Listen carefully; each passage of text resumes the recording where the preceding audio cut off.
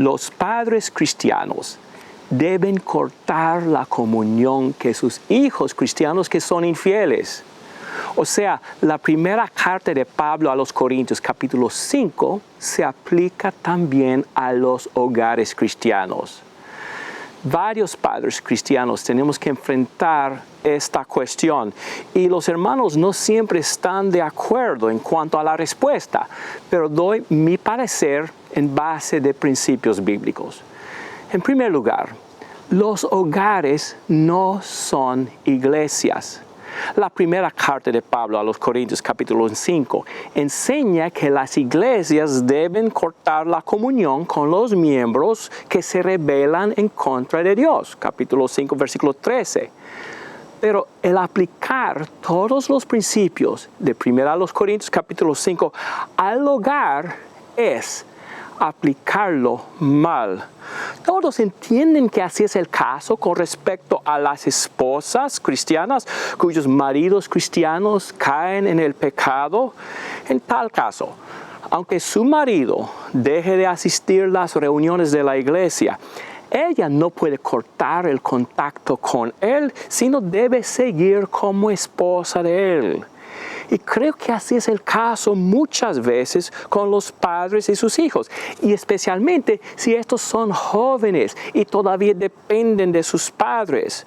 Aunque sus hijos anden mal, no creo que por eso los padres dejan de ser padres, cortando todo contacto con ellos, especialmente si la enfermedad espiritual de sus hijos es asunto de confusión espiritual o de falta de madurez y no necesariamente de la rebelión abierta.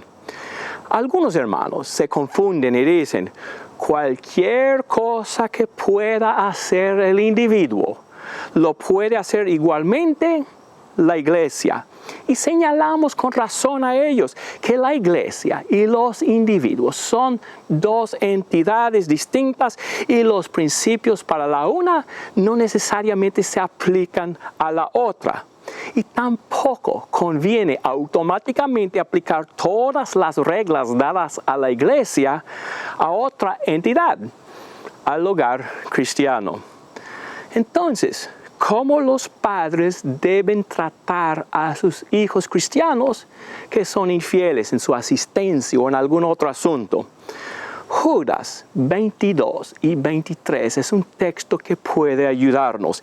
Indica que no se trata de igual forma a diferentes individuos con diferentes tipos de problemas espirituales. Dice el texto, y tened misericordia de algunos que dudan, a otros salvad, arrebatándolos del fuego, y de otros tened misericordia con temor, aborreciendo aún la ropa contaminada por la carne.